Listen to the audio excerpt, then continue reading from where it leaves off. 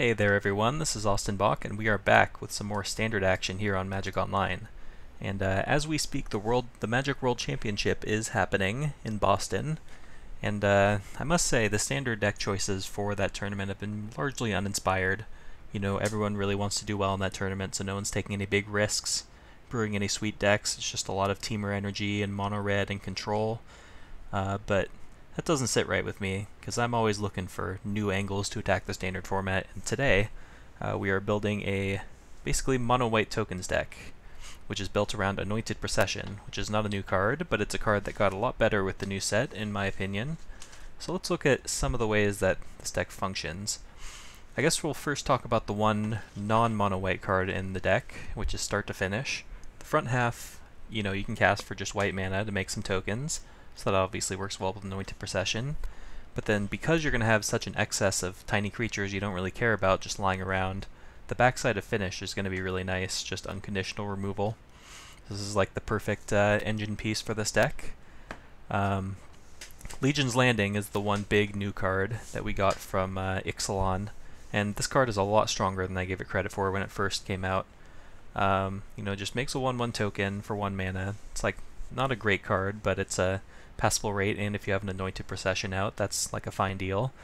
But then once you're able to flip this into a land, not only do you get an extra mana for future use for the rest of the game, but you can also just start dumping out tons of tokens. So it just works perfectly with the strategy. Sacred Cat is a very similar card to Legion's Landing. Gets you some value later in the game by coming back as a token later. And we've got Anointed Priest, gains you some life when you make tokens. Servo Exhibition, Queen's Commission, and SRAM's Expertise all are just token makers, so they all serve a little bit of function. One of the big payoffs is Angel of Invention. Not only does she make tokens, she also pumps up all your other tokens that you have laying around, so it's the perfect curve topper for this deck. And then Crested Sunmare, which is our spicy include today, which I think works in several really nice ways in this deck, because not only does it make tokens, but we have a lot of incidental life gain. So I think we're going to be able to trigger it pretty consistently. We had to make a few concessions to fit it in here, but I think it might be worth it. So Legion's Landing and Sacred Cat both have lifelink, so that's a good, easy way to gain life to turn this on. Anointed Priest also gains you life. Queen's Commission has lifelink. And we're also playing Crypt of the Eternals in our mana base, which is usually just a colorless land, but when it comes in it gains you a life, so that's just one of the easiest ways to turn on the Crested Sunmare as early as turn 5, or turn 4 if you can flip a quick Legion's Landing, but we'll get to that.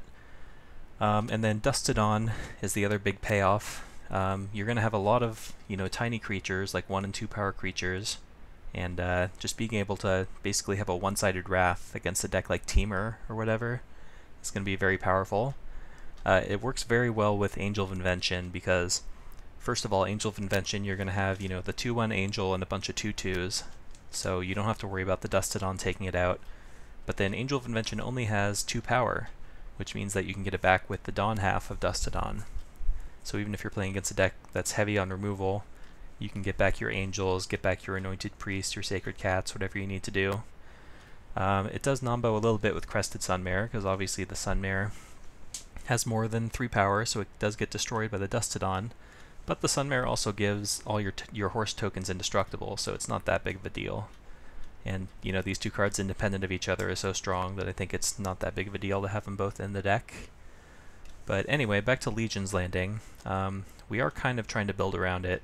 We're maxing out on our cheap interaction to try to flip it as soon as possible.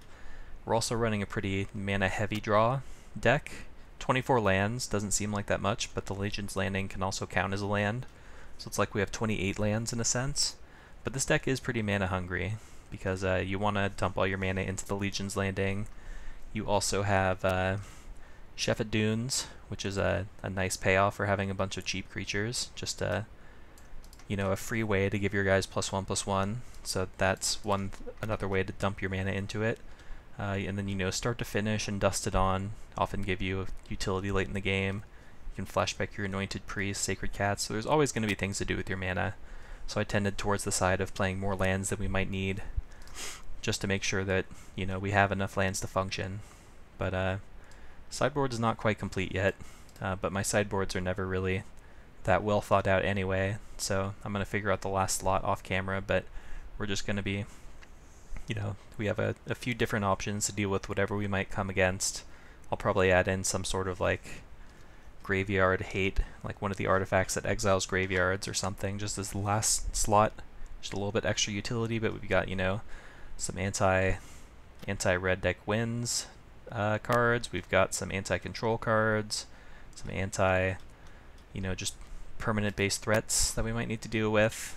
Sheltering Light I think is another nice option, just to protect our big threats once people bring in removal spells for our Sunmares and our Angels and whatnot. I think this card is going to be, it's a little bit being slept on in Standard, but there's not really a good white mid-range deck in the format yet. So maybe this will be the deck that shows the Sheltering Light the light of day, as it were. But anyway, quick note on the sideboard, I suppose. Even though we are basically a mono-white deck, I did want to make sure we have enough black sources for start to finish. Crypt of the Eternals, as I mentioned, is a life gain. It does two things for us. It gains you life for the Crested Sunmare, but it also filters for black mana, which is occasionally relevant if you need to use the start to finish. It does cost you an extra mana to do so, but since we were already considering it just as a colorless land, it's basically free.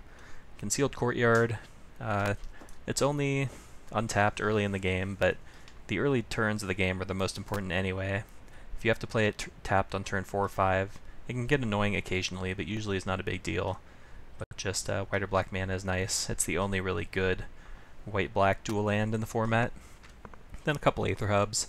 Later in the game you don't mind if it's just a colorless land, but just having the one-off opportunity to make a black mana or a white mana before you draw your next planes or whatever you need to do.